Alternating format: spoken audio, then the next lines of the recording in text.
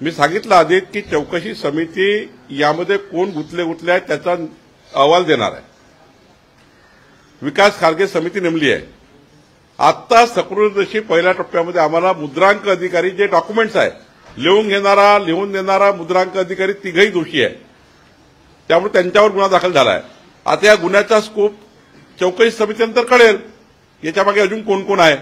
त्यामुळे जो दोषी असेल त्याच्यावर सरकार कारवाई करेल. अंजली दमाने यांनी तुमची भेट घेतली त्यानंतर त्यांनी अशी प्रतिक्रिया दिली की या प्रकरणामध्ये जी समिती आहे त्यामध्ये 5 अधिकारी हे पुणे जिल्ह्यातले आणि अजितदादा पालकमंत्री पुणे जिल्ह्याचे असताना त्यांच्या जिल्ह्यातले अधिकारी त्यांच्या किंवा त्यांचा ज्या प्रकरणात सहभाग असल्याचे दिसते त्याची निष्पक्ष चौकशी करतील.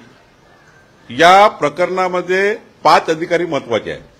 एक आमचे अप्पर मुख्य सचिव ज्यांची समिती आहे, आयजीआर चे आमचे जे मुद्रांक जे आमचे कमिशनर आहे आयजीआर ते महत्वाचे आहेत कारण व्यवहार झाला आहे.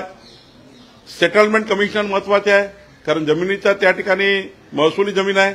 डिव्हिजनल कमिशनर महत्वाचे आहे त्यांना आम्ही घेतलेला आहे. आमचे उपसचिव जे त्या विभागाचे आहेत त्यांना घेतलेला आहे.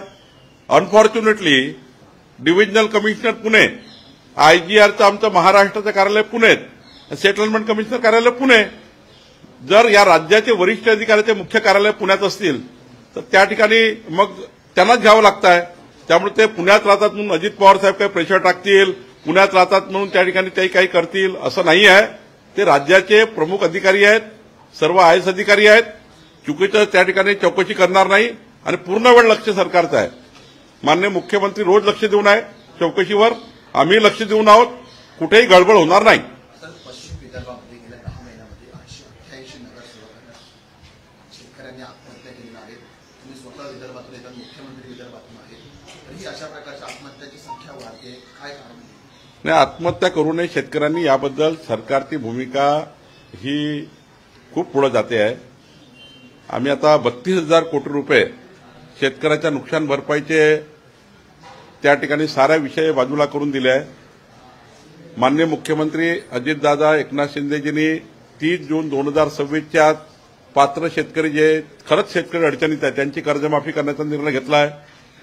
पुढच्या काळात शेतकरी कर्जबाजारी होणार नाही याकरता काय त्या ठिकाणी शेतकऱ्याला कायमस्वरूपी त्या ठिकाणी उपाययोजना दिल्या पाहिजे याकरता आम्ही काम करतोय. आपल्या माध्यमातून शेतकरी बांधवांना माझी विनंती आहे की कोणी आत्महत्या करू नये. सरकार पूर्ण पाठीशी आहे. सरकार काम करत आहे. सरकार शेतकऱ्याला मजबूत करण्याकरता काम करत आहे. शेतकऱ्याच्या शेताला भाव मिळाला पाहिजे याकरता सरकारची भूमिका आमची पूर्ण त्या ठिकाणी आहे आणि त्यामुळं शेतकऱ्याने कुठे आत्महत्या करू नये अशी विनंती आपल्या माध्यमातून शेतकऱ्याला आहे. रायगडच्या पेन तालुक्यामध्ये 8वीच्या विद्यार्थ्याला शिक्षकाने मारहाण केली. कारण असं की विद्यार्थ्याने जय श्रीरामचा नारा दिला. नाही, आता ही बातमी मी चेक करतो. आताच मला सांगताय तुम्ही, पण जर बातमीचं गांभीर्य घेऊन त्या ठिकाणी पोलीस कारवाई करतील.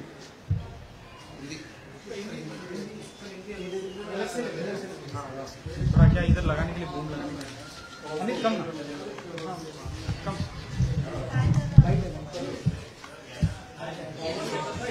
अरे इधर वो स्टेट लगाने का